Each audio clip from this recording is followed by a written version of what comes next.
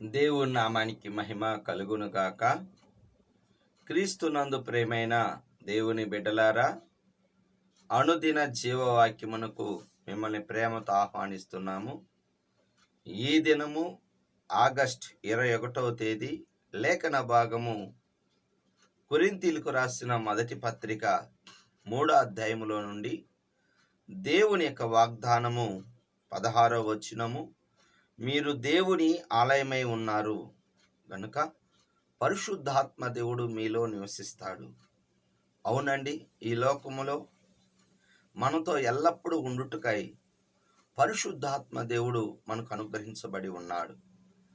యోహాను సువార్త 14వ అధ్యాయం 16, 17 వచనాల్లో మనల్ని ఎప్పుడు నడిపించటానికి తల్లిదండ్రులు కొంతకాలం నడిపిస్తారు.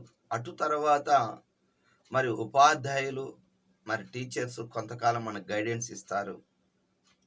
అయితే దేవుడు మనకి ఎల్లప్పుడూ బోధిస్తూ నడిపిస్తూ ఉంటాడు. కనుక పరిశుద్ధాత్మ మనలో నివసించాలి అంటే, ఈ దేహంలో నివసించాలని ఆయనకు ఆశ. అయితే పరిశుద్ధ గ్రంథం స్పష్టంగా తెలియచేస్తుంది.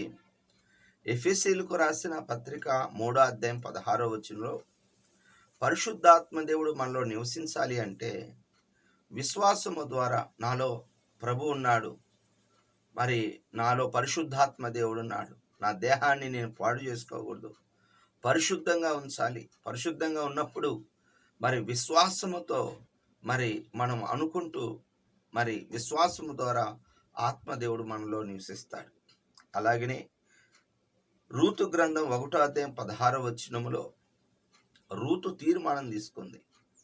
నయోమితో స్పష్టంగా తెలియచేస్తుంది, నీవున్న చోటే నేను ఉంటాను, నువ్వు నివసించే చోట నేను ఉంటాను. అవునండి, రూతు తన అత్తగారితోనూ దేవుని దగ్గర నివసించడానికి ఇష్టపడింది. యెహోవా రెక్కల కిందకు వచ్చింది. కొంతకాలానికి రూతు అద్భుత రీతిగా దీవించబడింది. కేవలం దేవుడు దయ. ఆయన దగ్గర నివసించటానికి మనం ఇష్టపడితే, మనలోనికి పరిశుద్ధాత్మను ఆహ్వానిస్తే, మనము ఆత్మీయంగాను శారీరకంగా మనము దీవించబడతాం. హల్లెలూయా. ఒప్పుకోవలసిన పాపాన్ని చూసినట్లయితే 3వ వచనము, అపోస్తులైన పౌలు గారు కొరింథీయులతో అంటున్నాడు, మీలో కొంతమంది సంఘములో కలహములు, అసూయలు కలవని నేను విన్నాను. ఈ కలహములు, అసూయలు అనేవి శరీర సంబంధులకు ఉంటాయి, ఆత్మ సంబంధులు కాదు. మీరింకా ఆత్మ సంబంధంగా పసిబిడ్డల్లాగా ఉన్నారు. అందువలనే పాలతో పెంచుతున్నారు. అవును, బలమైన ఆహారం, శ్రేష్టమైన ఆహారం, వాక్య ఆహారాన్ని మనం భుజించి బలం పొందుకొని ఈ యొక్క శరీర రీతిగా కాకుండా ఆత్మగా మనం జీవించాలని దేవుని యొక్క వాక్యం సెలవిస్తుంది. అసూయలు, కలహాలు ఉన్నట్లయితే ఆత్మీయంగా వాళ్ళు బలహీనుల వల్ల పనులు జరగవు. బలహీనులు బలవంతులు కావాలి, గుర్తుపెట్టుకోండి. అలాగనే అసూయ పెట్టుకున్నాం అనుకోండి హృదయాంతరంగంలో, యోబు గ్రంథం 5వ అధ్యాయం 2వ వచనములో, అసూయ వలన మనుషులు నశించెదరు. కయ్యూను అసూయ పడ్డాడు. తమ్ముడి యొక్క అర్పణ దేవుడు అంగీకరించినప్పుడు అసూయ పడి తనను చంపాడు. అసూయ దయచేసి అలా ఉండకూడదు. పరిశుద్ధ గ్రంథం స్పష్టంగా తెలియచేస్తుంది. ఏమిటయ్యా అంటే, ఆదికాండం 37వ అధ్యాయం 11వ వచనములో, తమ్ముడు పరిశుద్ధంగా యోసేపు చెడుతనం చేయకుండా ఉన్నట్టుని బట్టి అన్నలు అసూయపడి తనని అమ్ముకున్నారు. కానీ అమ్మబడిన యోసేపు అధికారి అయ్యాడు, వారు మాత్రం సామాన్యులుగా ఉన్నారు. నిజం, అసూయ మనిషిని తగ్గిస్తుంది. అసూయ ఎముకలకు కుళ్ళు. దయచేసి అసూయ చేతనే మార్కు సువార్త 15వ అధ్యాయం 9వ వచనంలో ప్రధాన యాజకులు యేసు ప్రభువుని అప్పగించారు. అసూయ, మనకంటే ఈయన దేవుడుగా అనబడుతున్నాడు అనేసి అసూయ చేత ప్రభుని అప్పగించారండి. అసూయ మంచిది కాదు. దయచేసి అసూయను మానుకుందాం, ఆత్మని ఆహ్వానిద్దాం. ఆజ్ఞ 8వ వచనం, ప్రతివాడు తాను చేసిన కష్టము కొలది జీతం పుచ్చుకొను. అవును, కొంతమంది నేను అపోలో వాడను, పౌలు వాడను. అప్పుడు అపోస్తలుడైన పౌలు గారు అంటాడు, నాటిన వాడు పౌలైతే నీళ్లు పోస్తున్నవాడు అపోలో, వృద్ధి కలగచేవాడు దేవుడే.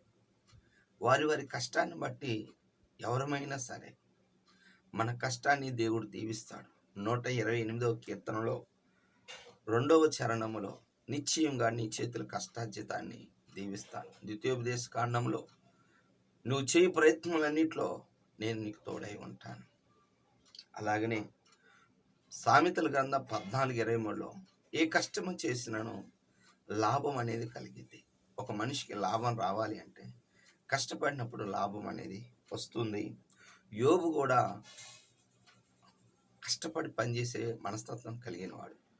యోబు గ్రంథం 1వ అధ్యాయం 10వ వచనంలో నీ చేతుల కష్టాన్ని దేవుడు దీవించాడు, అందువల్ల యోబు గొప్పవాడాయను అని సాతానే సాక్ష్యం పలుకుతుంది.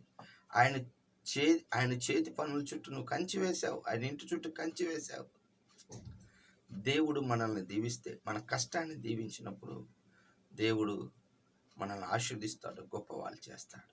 కనుక ఈ దినం మనము కష్టపడి పని చేసి దేవుడి నామాన్ని మహింపరదము గాక.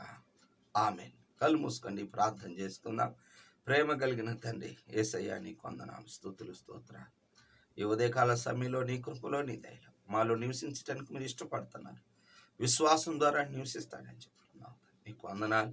అసూయలు కక్షలు లేకుండా నైనా మేము కష్టపడి పనిచేసి ప్రతిఫలం పొందుకునే వారిని దయచేయండి. వింటున్న వారికి దీవెన దయచేయి. ఈ దినమంతా తోడుగా ఉండు. వాళ్ళ చేతి పనుల్లోనూ వారు ఎవరైతే ఏ పనులు చేసుకున్నాం ఆ పనులంతట్లో తోడుగా ఉండాలి. వారికి ఆరోగ్యాలు ఇవ్వండి, శక్తిని అని, బలం ఇవ్వమని, సహాయం చేయమని కోరుతూ యేసు నామములో ప్రార్థిస్తున్నాను తండ్రి. ఆమేన్. తండ్రి యొక్క ప్రేమ, కుమారుని యొక్క కృప, పరిశుద్ధాత్మిక అన్యోన్య సహవాసం సదాకాలం మనందరికి తోడై ఉండును గాక. ఆమేన్. హల్లెలూయా. దేవుడు మిమ్మల్ని దీవించు.